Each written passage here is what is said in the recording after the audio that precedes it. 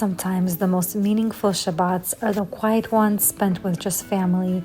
This week, it's all about slowing down, keeping things simple, and enjoying the peaceful moments of togetherness.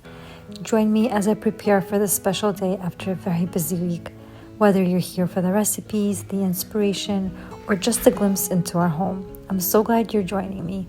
Let's roll up our sleeves and let's get prepping. I began my Shabbat prep this week by experimenting with the new recipe. I really wanted to try making a sourdough loaf with cinnamon and raisins. It's been all over my Instagram feed and I was craving it.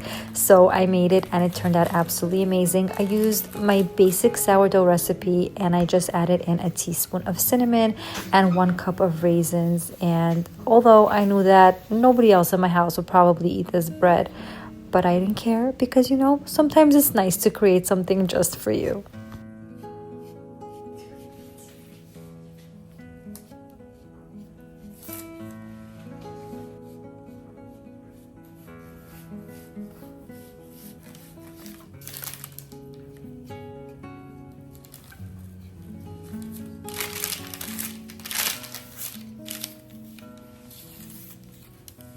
I've said it before on my channel that I find watching people work with dough and scoring so therapeutic and so peaceful. I included some ASMR for you guys here today.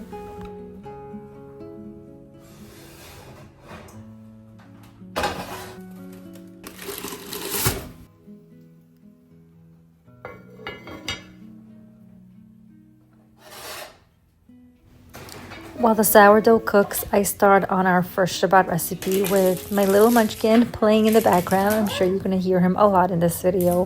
While he is happily occupied next to me, I get started on chopping up all of the vegetables for our lamb soup.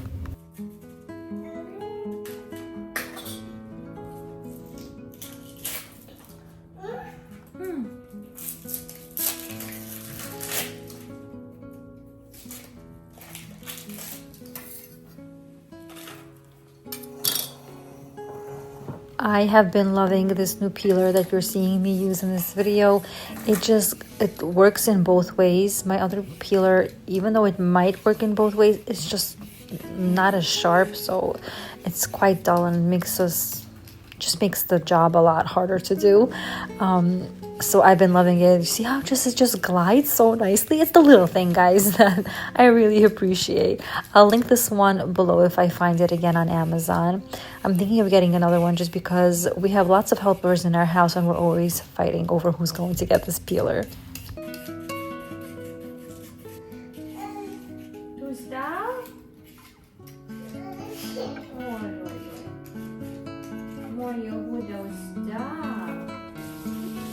This is our basic lamb recipe that I make every once in a while, especially now that everyone is getting sick and is under the weather. I like to make soups on Friday nights just to keep us warm in these winter months. It's the basic vegetables of potatoes, carrots, celeries, and onions that I'm going to be chopping up and adding it to my broth.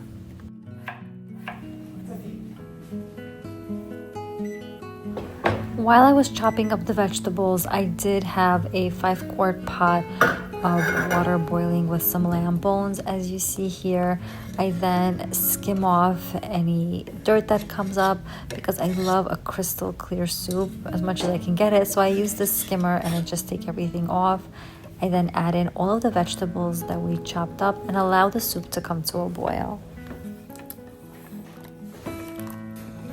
Halfway through the cooking process, the sourdough pot needs to be taken out of the oven. The lid needs to be taken off, so I'm doing that right here and placing that back into the oven to crispen up some more. Now that the soup is slowly coming to a boil, I'm adding in all of my seasoning. You can definitely do this to taste. I have some salt, chicken consommé, black pepper, garlic, cumin and coriander in there. I mix everything well and then cover it with the lid so it can continue cooking for the next hour or so.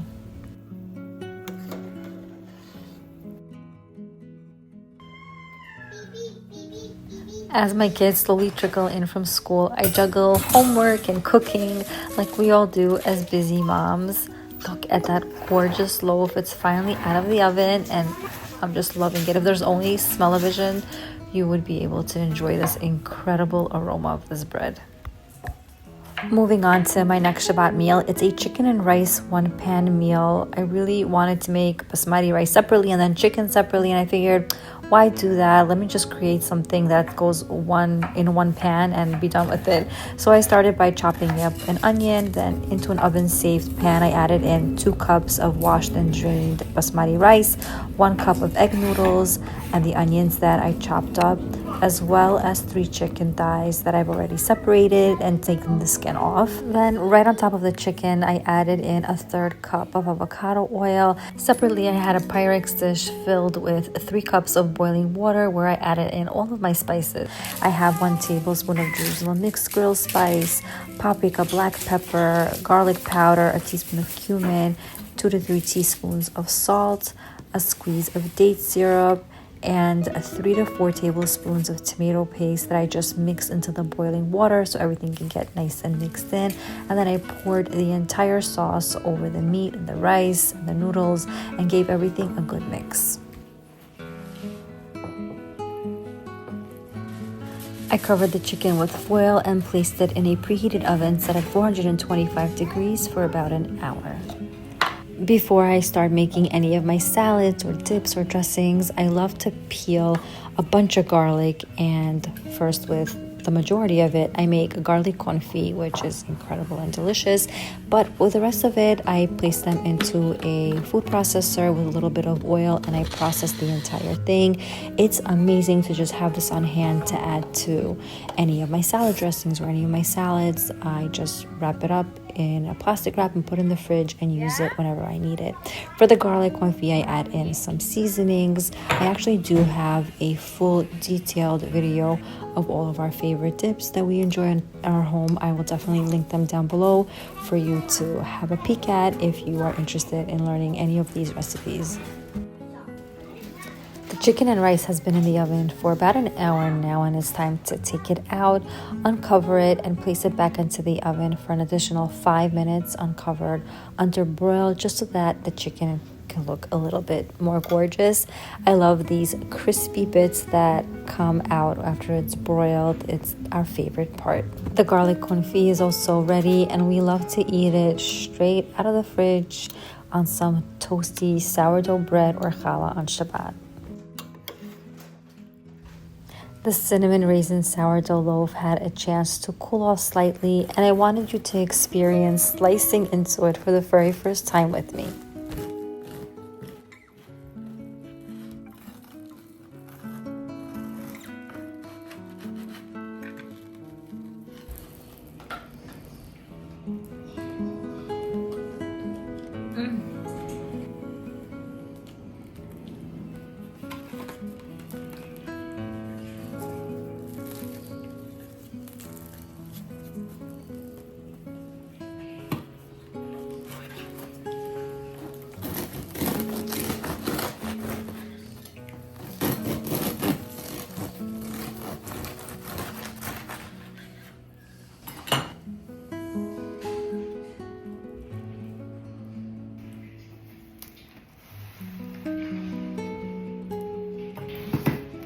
The crispy ends, so I'm just saving that for myself.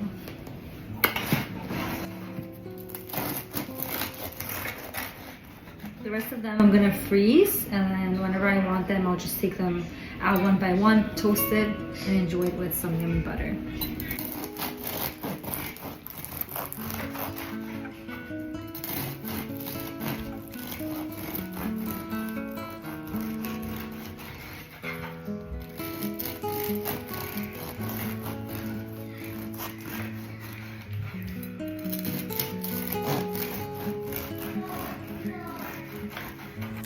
I then get started on making my meatballs and my potatoes. I've made them in my last Shabbat video and we really love them, and it's just baby friendly as well. My baby loves eating the meatballs and the potatoes. It's so cute to see baby actually eat real food. It's adorable. So in a food processor, I placed in half of a large onion, some cilantro or parsley, and 1 small potato.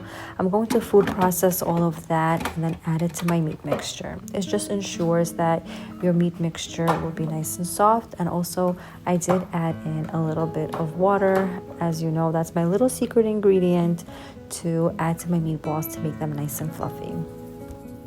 To season everything, I added in some salt, garlic powder, black pepper, some kebab spice, cumin, and coriander. But truthfully, you could add whatever spices you enjoy into a large skillet. Then I added in about a 1/4 cup of oil, and that other onion that I had left over, I sliced it up thinly and placed it into the pot so it could saute.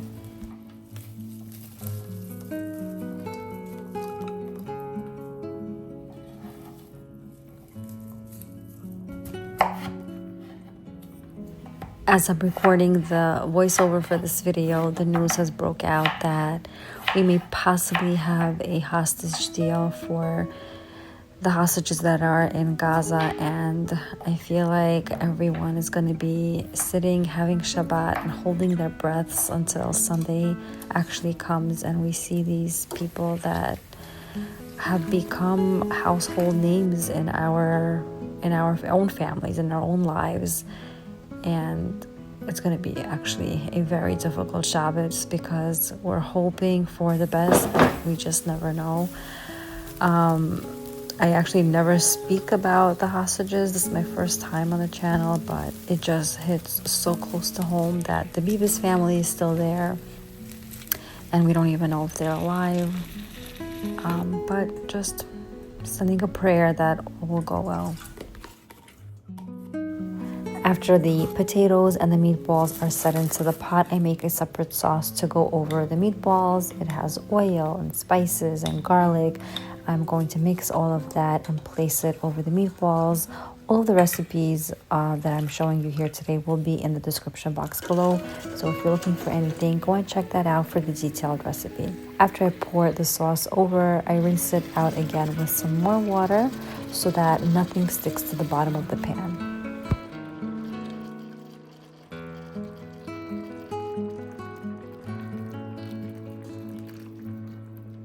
I cover the pot with a lid and allow it to cook for an hour. While that's cooking, I'm going to be making some string beans with garlic and soy sauce. It's so flavorful and so delicious. So into a pot or into a skillet, I added in some oil and lots of garlic. I put in all of the string beans, added in some salt and pepper, and I allowed them to char just a bit. It took a while. I actually used the wrong pot. I should have used something flatter. But while that's charring, I'm going to be frying up some of my flounder. As you can tell, I'm yo-yoing between different recipes, but this is just how I cook in the kitchen. The string beans have started to blister, so I added in the soy sauce, and I'm allowing it to continue cooking until they get a little bit more charred. For the flounder, I have a plate with eggs and a bowl with my flour. I'm going to be adding in some fish seasoning to each of them, some salt and black pepper and garlic powder to the eggs. Give everything a mix. Then I place the fish into the flour first and then add them into the egg mixture.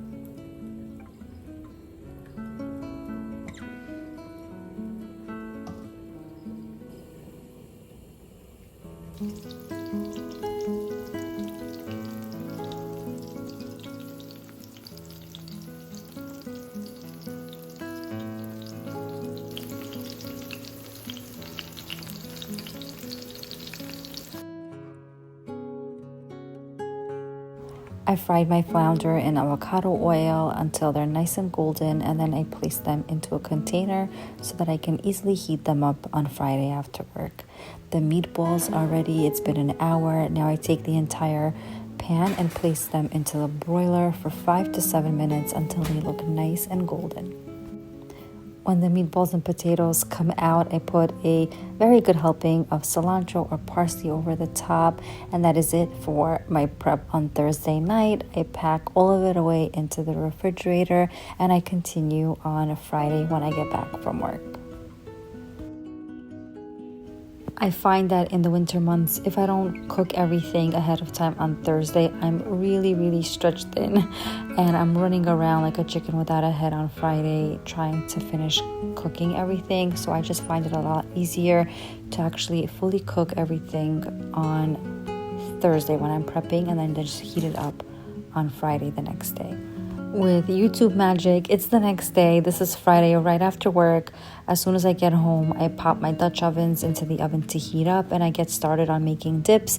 This is my, I guess, dill dip, you would say, my white dip. I didn't have any dill on hand, so I just used cilantro for the color. We love it. We love all sorts of dips to eat with our challahs and sourdough. So I'm going to be quickly making all of the dips and putting my sourdough into the oven to get cooking.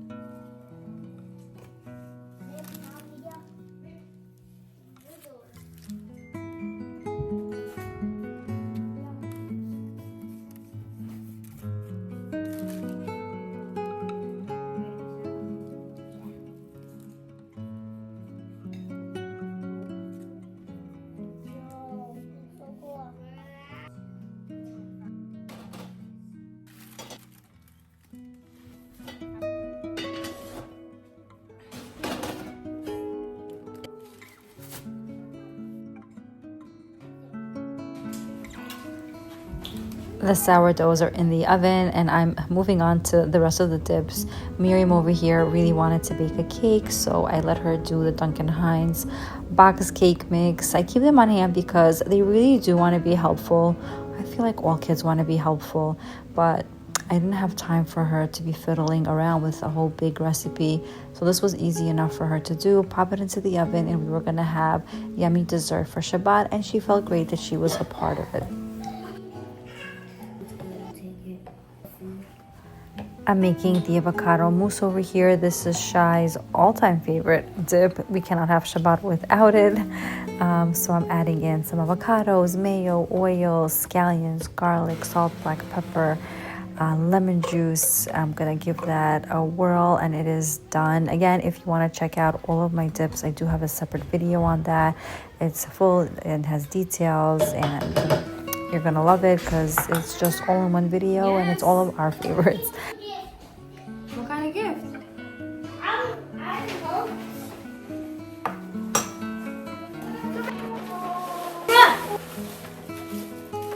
What's it for? Wow, that's so nice. Is it a party? Yeshiva primary. Which party? Yeshiva primary. Who's yeshiva? My yeshiva?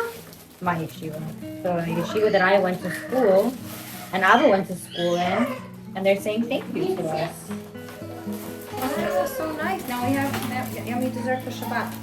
Go show Abba the card. This is the tahini dip. Very simple. I use the container of tahini paste to add in equal amounts of water, lemon juice, salt.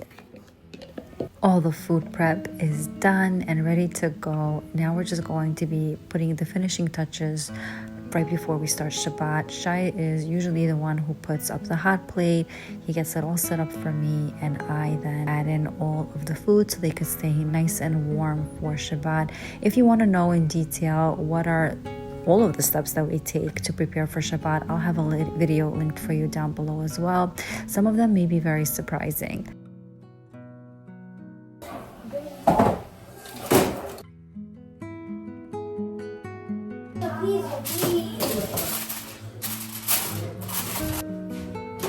As I put the final touches on, I can't help but feel the peacefulness of Shabbat seeping into our home. Whether you're spending this time with family, friends, or quietly on your own, I hope this video brought you some inspiration and a sense of peace. Thank you so much for joining me today, and I'm wishing you a restful and meaningful Shabbat. May we only hear good news. Happy prepping and Shabbat Shalom from my family to yours.